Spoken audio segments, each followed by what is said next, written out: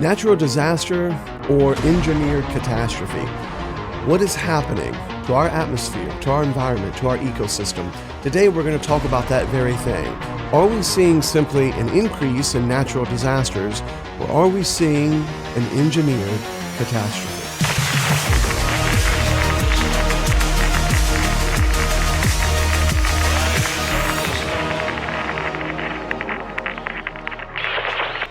Life moves so fast, more so than it ever has before.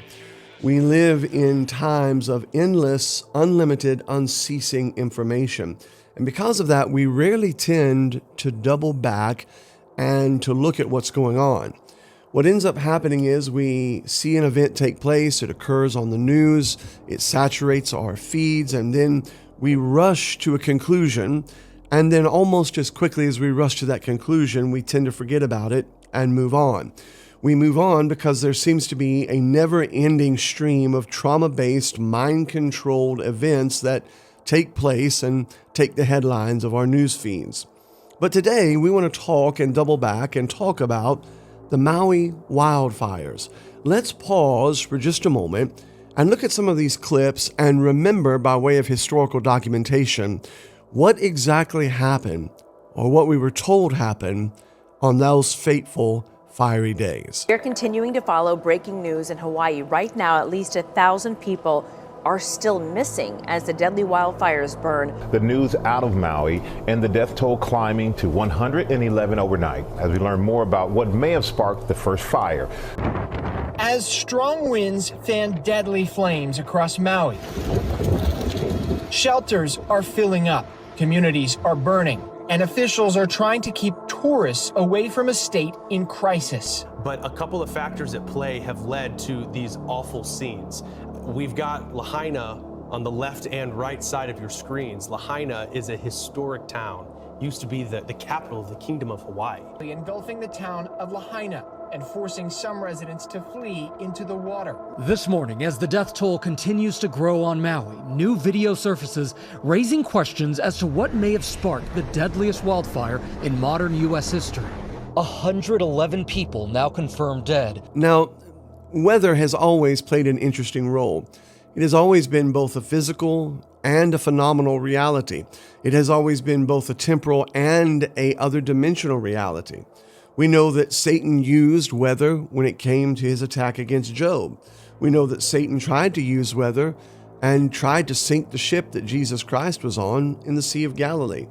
We know that there appears to be a great storm that was sent, named Euroclydon, the only named storm in the Bible, trying to attack and destroy the Apostle Paul.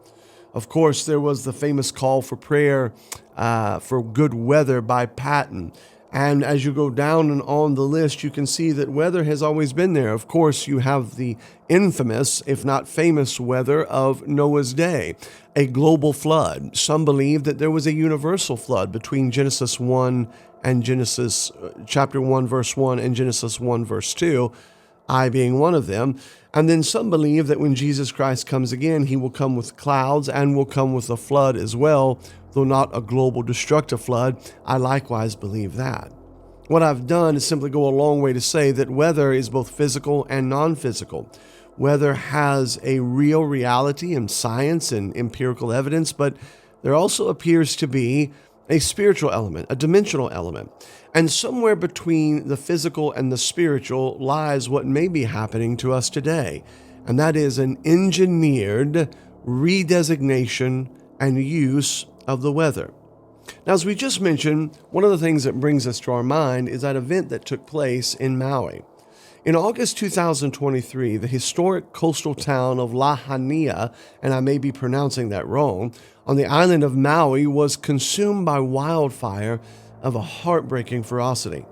Over 100 people were killed. Later that was revised to 102, and numbers may even be higher.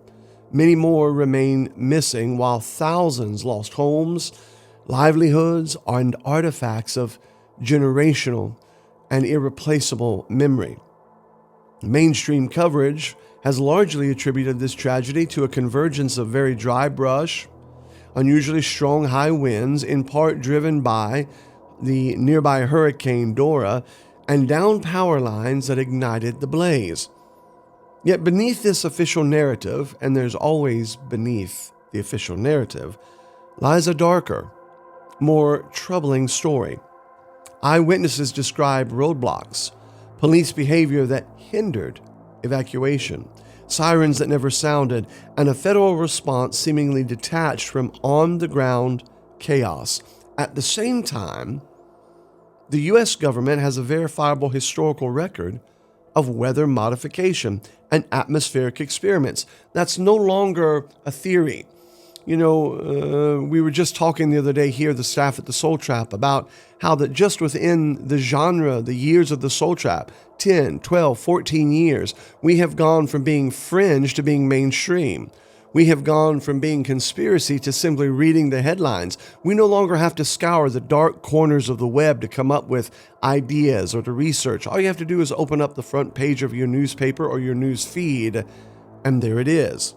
And one of those things is the fact that there is a verifiable historical record of weather modification and atmospheric experiments, raising the question, might advanced climate or weather manipulation technologies, while unproven in this specific case in Maui, have played a role in shaping the events or at least exacerbating its impact? On this particular episode, we want to explore the evidence, and in some cases, the lack of evidence, evaluate the eyewitness testimony, examine the historical context of U.S. weather modification programs, and we want to raise questions. We do not always have the answers, but we want to see the dots and see what connectivity that there is. How much of this disaster in Maui was natural? Were human factors involved, such as negligence, mismanagement, or was there something more intentional, sinister, magnifying, and exacerbating the destruction? And is there a credible basis to believe that advanced atmospheric technologies could have been used? Well, the first thing that comes is the eyewitness accounts themselves. Roadblocks, chaos, and deadly disorder. The devastation that unfolded in the Maui fires defies a simple description. Survivors recount streets lined with cars, some engulfed in flames, while others blocked by barricades, were apparently unable to escape the encroaching inferno. According to multiple, not a few, but multiple first-hand reports compiled by independent journalists, some families attempting to flee found themselves stopped by crews enforcing roadblocks rather than facilitating evacuation. One eyewitness said, quote, "We're all trapped down here. They're blocking all exits and everyone is just stuck going in a circle in a fire pit." Heroic defiance also occurred, where people ignored official instructions and took alternative routes, up dirt tracks, through the smoke, up side of mountains. It appears to have saved their lives. One man led survivors through rubble and smoke after hacking past barricades. There's also the account of police vehicles speeding past traffic lines, presumably to block evacuation paths, and it suggests that authorities may have actively impeded the escape. Why? And to what purpose? And why has this not been investigated and brought to the forefront? There was an emergency alert system in place. However, the emergency alert system did not operate in many areas. Despite fast-moving fire fronts, sirens never sounded. Many residents were given minutes or even no warning at all to respond. And at the same time, federal agencies like FEMA, were reported by some sources as being booked into luxury resorts rather than mobilized to frontline evacuation or fire suppression efforts. The resignation of the then administrative of the West Maui Emergency Management Agency occurred just days after the event took place and days after CBS News questioned why sirens had not been sounded, raising even more questions about the accountability, timing, and the possibility of a cover-up the AP News reported. When these are all taken together, these dots that we see, none of them individually prove anything, but when they're all taken together, these accounts suggest, sadly, frighteningly, something more than passive failure. They point to active, sequential mismanagement, and possibly worse. While each individual witness report may be subject to error, the consistency of their claims, blocked escape, failed alerts, apparent official obstruction deserve deeper scrutiny. The second thing that comes up is the science of extreme fires and weather manipulation itself. The pace and behavior of the Maui fires was very unusual, to say the least. Flames apparently raced ahead of predictable spread models. Now, this is not the first time that we have dealt with this. We have models that give us an idea of what it should be like. But these fires raced far ahead, far more rapidly, and covered far more ground than the best scientific spread models show. Winds intensified rapidly above normal, and the smoke formed near impenetrable walls that overturned conventional escape routes. These conditions raise questions about whether standard quote-unquote wildfire modeling fully described what was happening, or if there was some kind of contributing factor that may help explain the extreme dynamics. Now, within this historical context, it's important to understand that there have been U.S. weather modification programs that we know of. It's important to know that these questions are not based on fanciful ideas, but on history, a reality that has largely gone unnoticed, but is in the pages of your history book for anyone and everyone to actually see. You may dispute the interpretation of the facts that we're laying out in this episode, but you cannot dispute the fact that the facts are there. For instance, there's what's called Operation Popeye from 1967 to 1972. Operation Popeye was a U.S. military cloud seeding effort during the Vietnam War. And let me just pause and say it's an interesting thing to think about how many things get, swept under the rug in time of war. It makes you wonder why the U.S. has been in a continual and perpetual state of war, because there's so many things that the government is allowed to do because we're at war. But I digress. So Operation Popeye was a cloud seeding effort during the Vietnam War designed to extend, get this now, monsoon season over enemy supply routes. This shows clearly that weather modification was used intentionally for strategic effect. Now there's also Project Storm Fury. That one ran from 1962 to 1983. A U.S. government hurricane seeding program testing whether silver iodine could weaken tropical cyclones. Although its successes were later questioned, the effort demonstrates governmental interest in altering major atmospheric systems. Then, in 1965, there was a report by the National Science Foundation which detailed physical, biological, legal, and social aspects of weather modification in the U.S., showing that this is not a fringe science but a field of policy and study. Now, there's also what you're familiar with if you've been a listener to the Soul Trap, the HAARP program, High Frequency Active Auroral Research Program. While officially focused on ionospheric research, it has sparked debate publicly and privately about its potential with respect to climate or weather manipulation. Hence, the assertion that we're coming for today is not that weather modification is possible. We're not asking, is it possible? Rather, that the government has already proven that it is possible. That historically it has engaged in weather modification and atmosphere engineering research. This establishes what we would call a plausibility baseline. While there is no clear public evidence that Maui's fires were triggered by a deliberate weather manipulation event, the technology and the policy interest does exist. And in fact, we see this all the time. For years, we were told, no, you're an idiot, you're dumb, you're overly conspiratorial. There's no such thing as chemtrails. Those are contrails. And yet how often we disputed that, asked questions about that, and now come to find out mainstream policy, mainstream news, you can check it out. Well, actually, it is chemtrails. We apologize. Now, when we look at the Maui fires, there's also the fact that the question behooves us, could atmospheric manipulation affect fire behavior? That's a big one. The link between weather modification research and wildfire dynamics is indirect at this point and speculative. But we can ask, if one can influence precipitation, cloud formation, or upper atmospheric heating, could that create or amplify conditions favorable to extreme fire? For example, altering wind flows or downslope wind intensification could turn manageable brush fires into an explosive front. And how powerful would it be for an army to be able to direct fire? Then, of course, there's drying of vegetation by artificially manipulating the rainfall or humidity.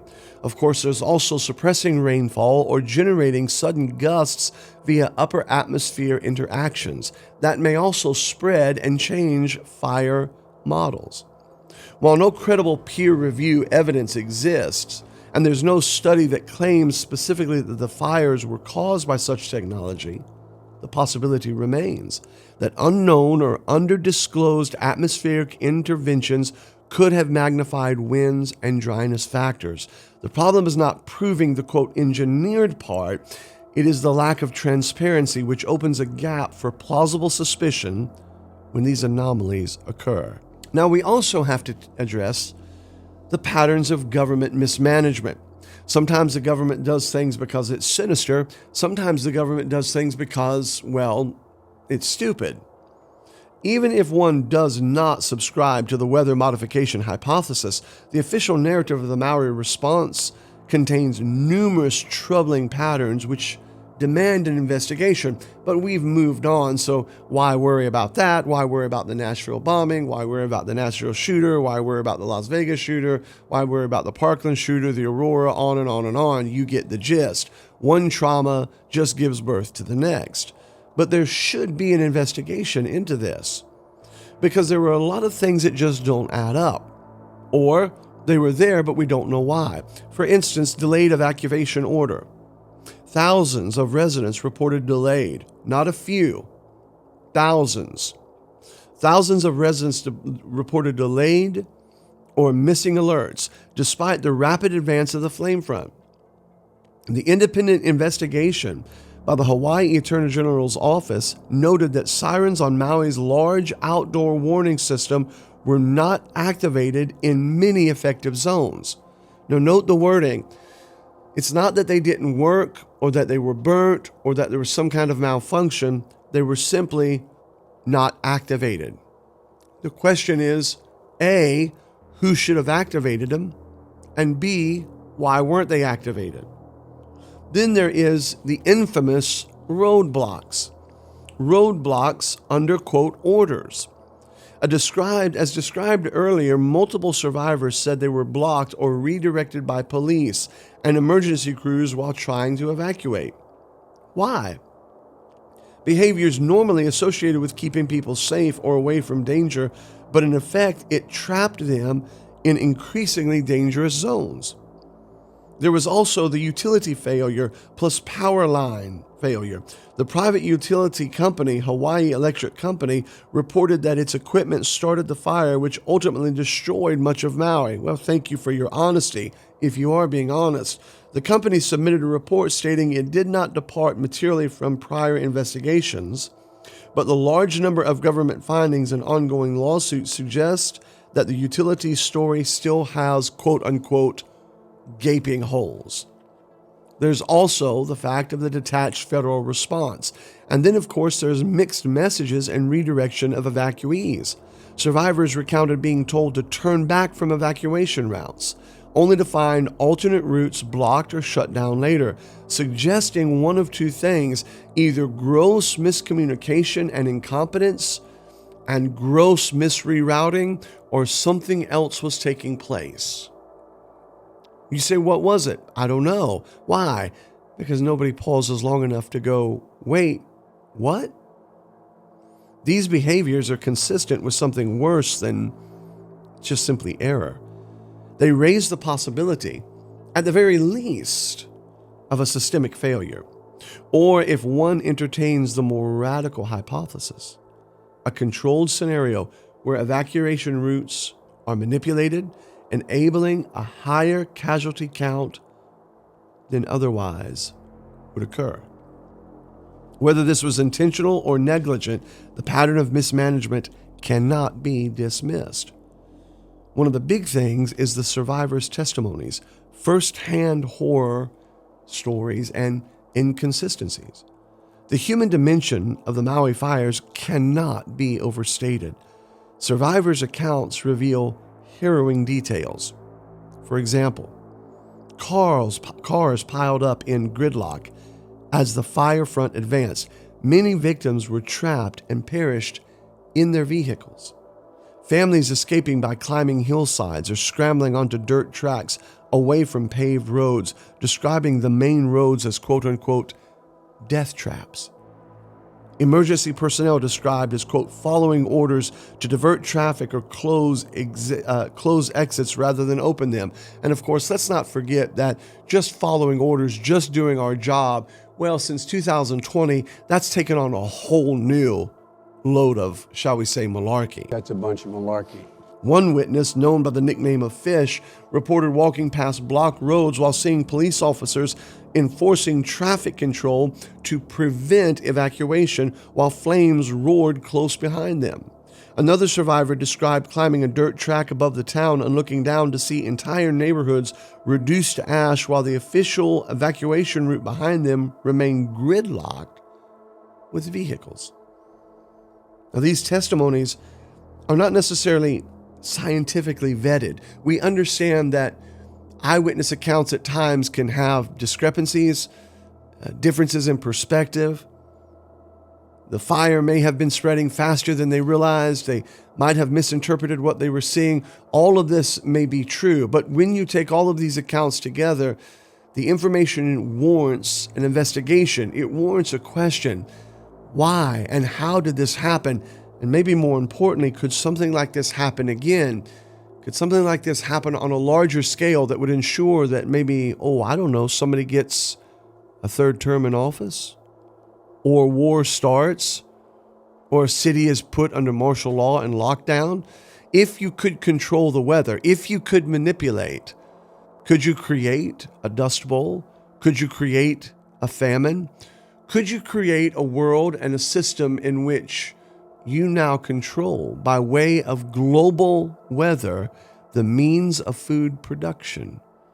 And therefore, the entire world would have to look to you as its savior, or shall we say, anti-savior.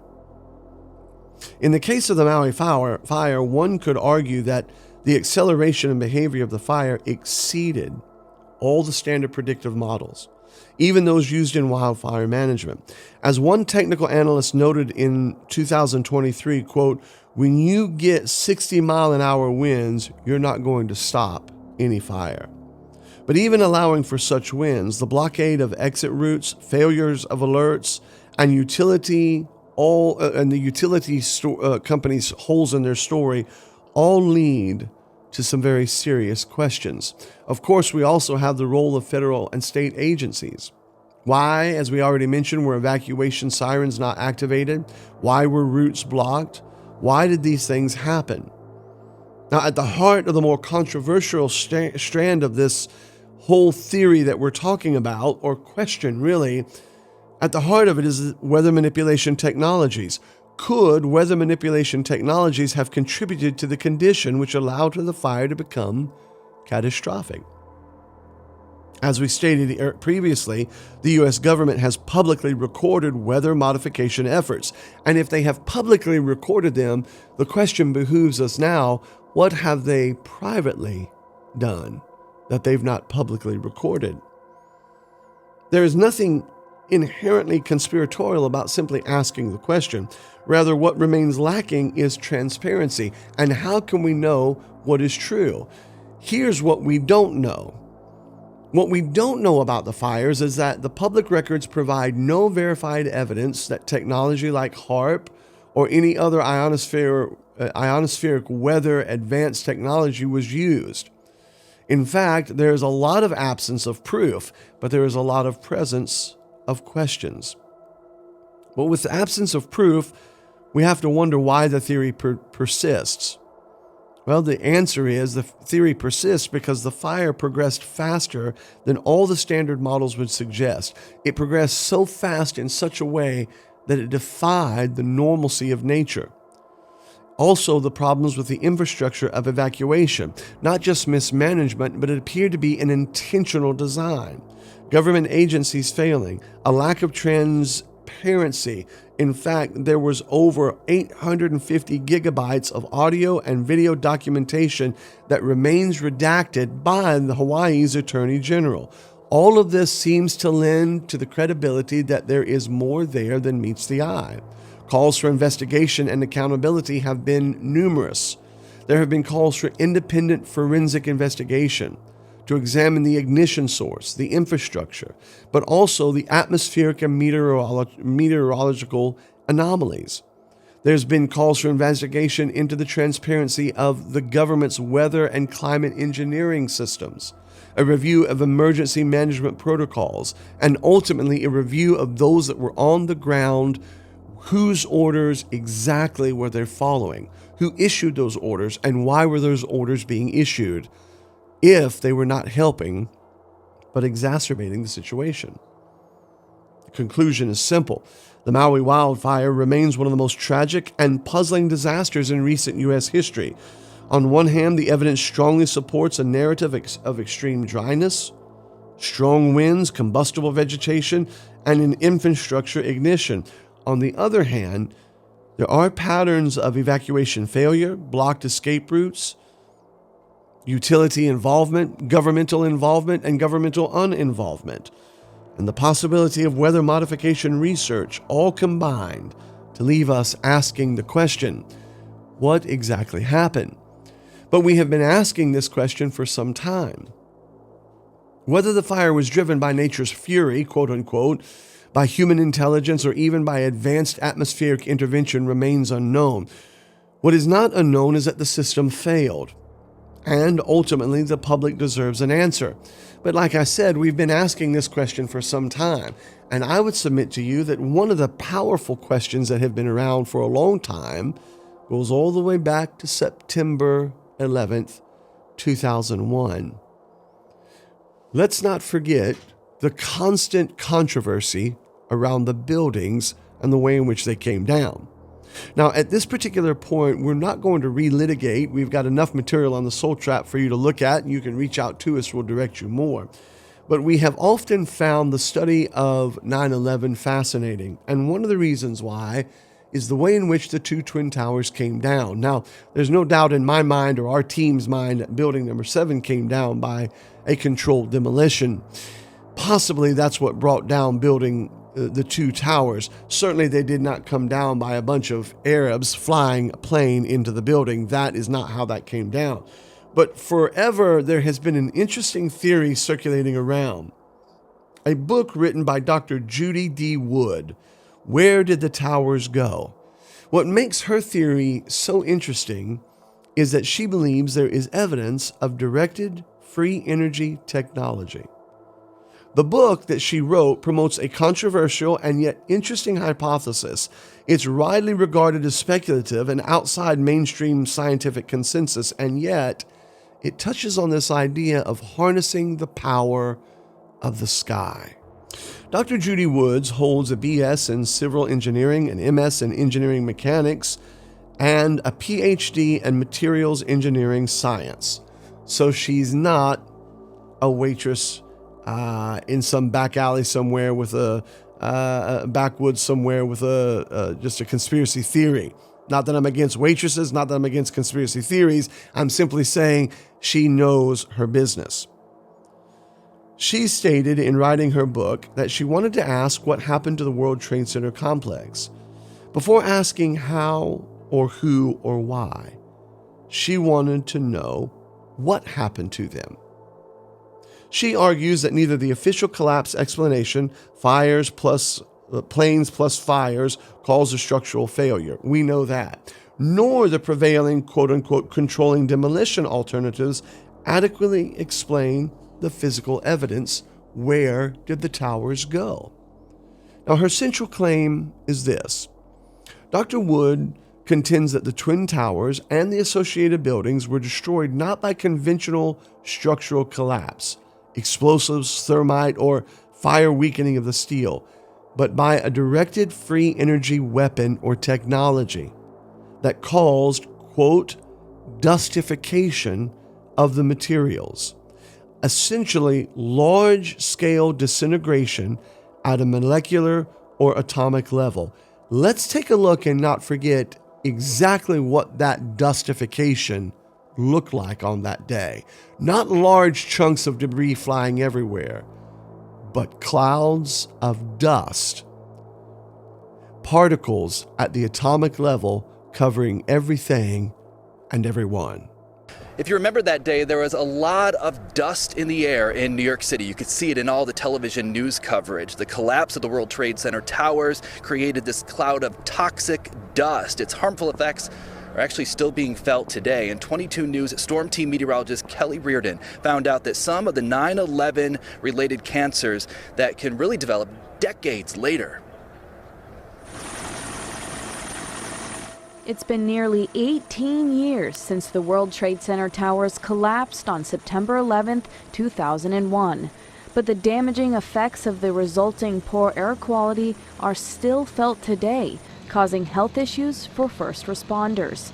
According to a National Institute of Environmental Health Science research study, World Trade Center dust consisted of pulverized cement, glass fibers, lead, asbestos, and other dangerous toxins.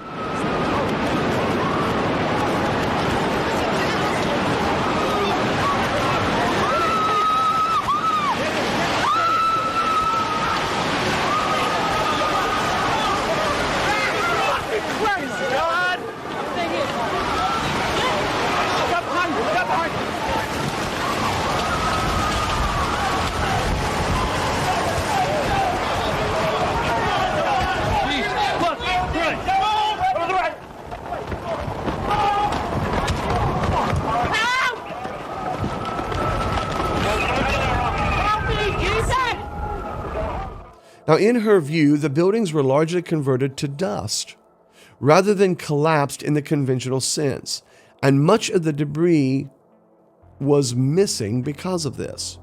Now, she has some interesting evidence and arguments. Here are the major ones and the threads that she pulls together. The first is dustification and lack of debris.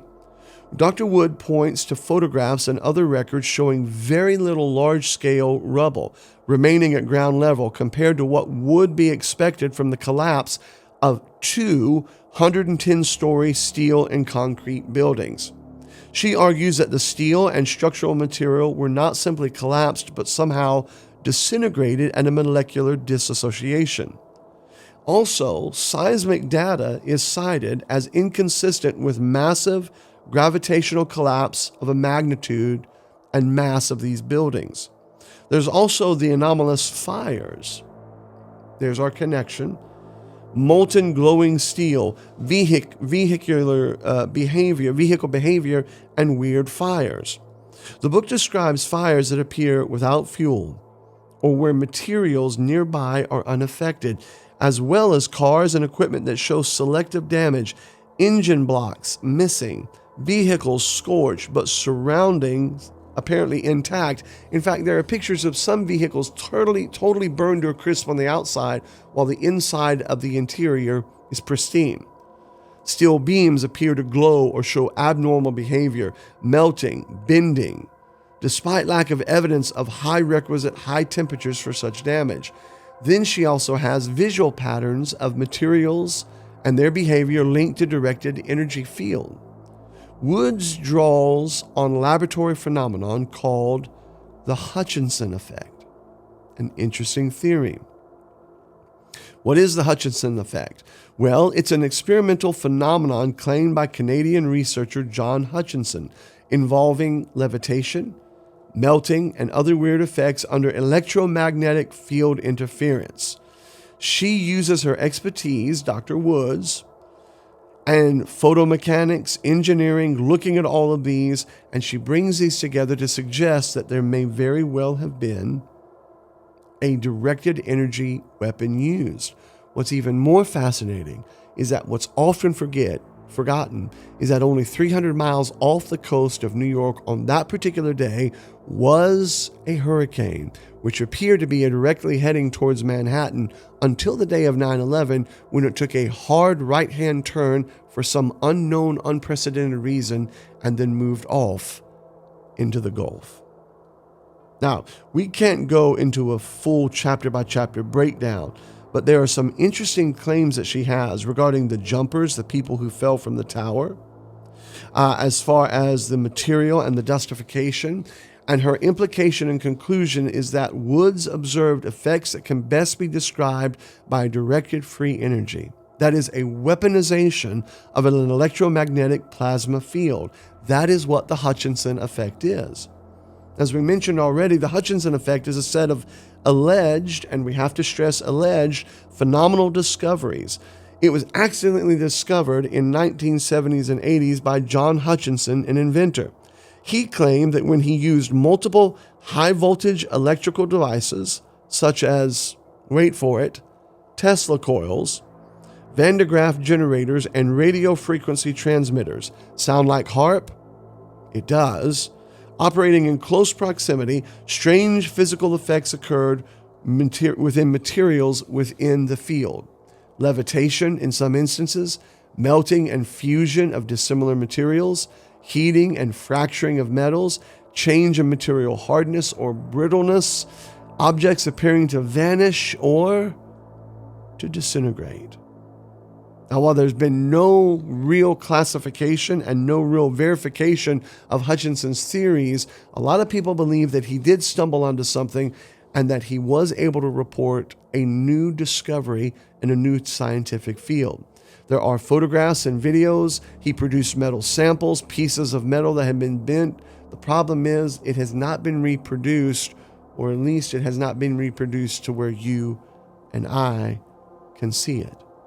So the question always comes back, the facts are there, but what are we to interpret from the facts? We saw what happened in the Maui fires, but what are we to interpret? Mass, gross negligence, or something darker? We saw what happened on 9/11. Was it negligence? Was it your good old-fashioned run-of-the-mill, let's bring the towers down with a controlled demolition and start a 25-year war and reshape the face of America and the world? Maybe. Or was it something else? Is there an energy? Is there a power?